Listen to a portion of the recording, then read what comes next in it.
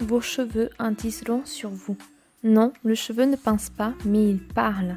Il est le reflet de notre état intérieur, comme un indicateur discret qui distribue des indices sur sa santé. Le stress peut avoir une incidence sur la chute des cheveux. Une fatigue générale génère des cheveux ternes et cassants. Mais les cheveux en divulguent encore bien davantage sur votre caractère.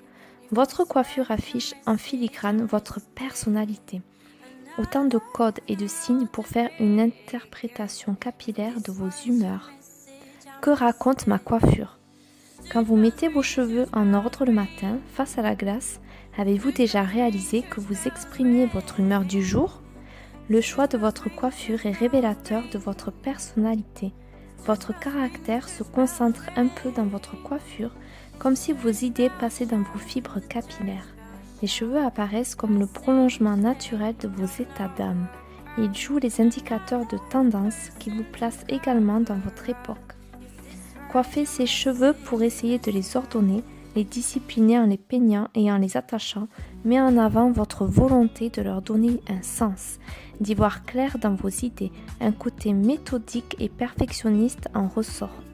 Si les cheveux sont trop serrés, comme dans un carcan, ils peuvent être le témoin d'un caractère plus strict et rigide. Une longue chevelure incarne plus volontiers une personnalité romantique, un peu rêveuse. Une coupe courte marque une modernité et une personnalité dynamique. Un chignon lâche indique un caractère spontané. Quand il est bien tiré, comme ceux des ballerines, il est l'expression d'une personne qui a confiance en elle. Les cheveux en bataille, qui se baladent sur la tête comme bon leur semble, montrent un esprit plus fantaisiste et nonchalant. Mais à force de les laisser s'emmêler, ils peuvent faire ressortir les points d'ombre d'une personnalité quelque peu désordonnée. Quand on lisse ses cheveux bouclés, l'intention n'est pas seulement de discipliner sa crinière, mais aussi de mettre de l'ordre dans sa vie. Le nœud du problème trouve un écho dans les nœuds de vos mèches. La nuque représente votre moi profond. Elle est généralement cachée par les cheveux. Une coiffure qui la laisse apparaître indique que l'on est prêt à se montrer tel que l'on est. Les tempes dégagées sont un signe d'ouverture sur le monde. Quand elles sont couvertes, elles révèlent une personnalité plus introvertie. Les cheveux détachés sont le signe d'une femme bien dans ses baskets qui se sent à l'aise partout. Des cheveux non coiffés et négligés montrent une personne qui a tendance à s'effacer devant les autres, quitte à oublier ses propres besoins. Changer de coiffure, pourquoi faire? C'est un nouveau départ à la racine. Cette envie de changer de tête cyclique marque des périodes précises, souvent liées à des événements personnels. Les coupes de cheveux les plus radicales suivent généralement une période de transition pour tourner la page et donner une impulsion dans ce virage de vie. Après une rupture amoureuse, le désir de repartir sur de bonnes bases s'exprime par une coupe qui permet, métaphoriquement, d'évacuer sa douleur et de signaler sa renaissance à tous. Un nouvel emploi s'accompagne souvent d'un rendez-vous chez le coiffeur qui va aider à s'affirmer et à conforter sa confiance en soi dans les fonctions à venir. Et la frange dans tout ça? Voilà une grande interrogation existentialo-capillaire. Frange ou pas frange? Quand vous décidez de mettre vos cheveux en arrière pour dégager votre front, vous signifiez votre côté volontaire, vous faites front. Quand vous laissez votre frange couvrir une partie du visage, vous montrez une envie de vous abriter derrière quelque chose, comme un signe de votre timidité. Quant à l'arrêt placé spontanément vers la gauche, elle indique une personnalité ouverte sur les autres. Arrangée vers la droite, elle révélerait une sensibilité exacerbée et plus introvertie. Les partisans de l'arrêt au milieu seraient les adeptes de l'équilibre qui tentent de préserver la symétrie.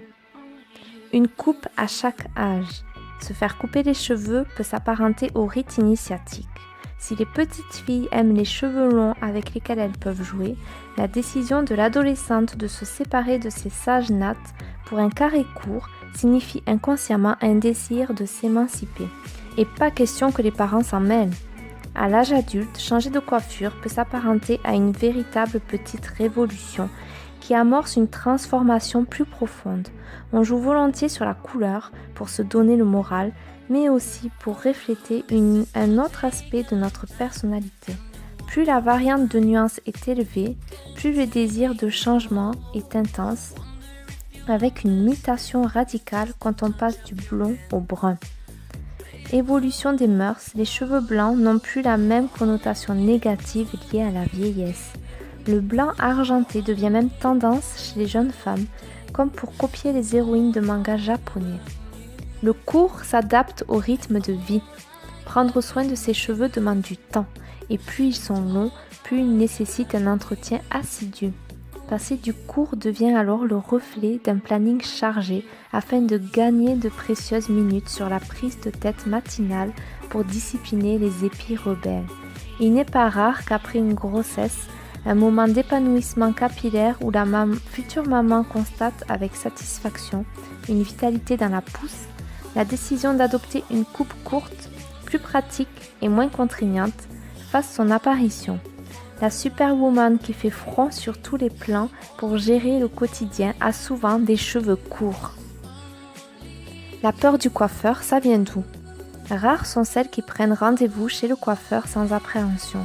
Et généralement, quand on a trouvé un coiffeur qui nous comprend, on le garde précieusement.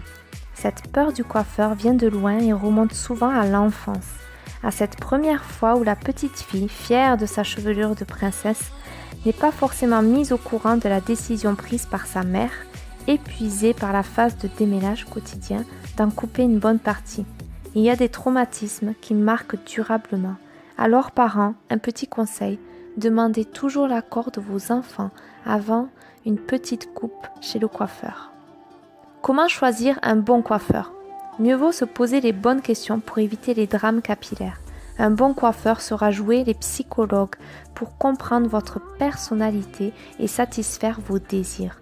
Une coupe doit être faite sur mesure et s'adapter à votre visage. Votre coiffeur n'est pas qu'un artisan, il doit également vous conseiller, faire l'examen de votre nature de cheveux comme un bilan capillaire qui doit vous guider pour les soins à adapter. Il doit également vous rassurer sur vos peurs de changer de tête et rien n'est plus difficile que de faire confiance à un coiffeur qui brandit ses ISO derrière votre dos. Si vous ne vous sentez pas en harmonie avec votre coiffeur, changez avant de pleurer vos cheveux disparus. Pour aller plus loin, Cheveux parle-moi de moi, Le cheveu fil de l'âme de Michel Odoul et Rémi Portrait aux éditions J'ai lu.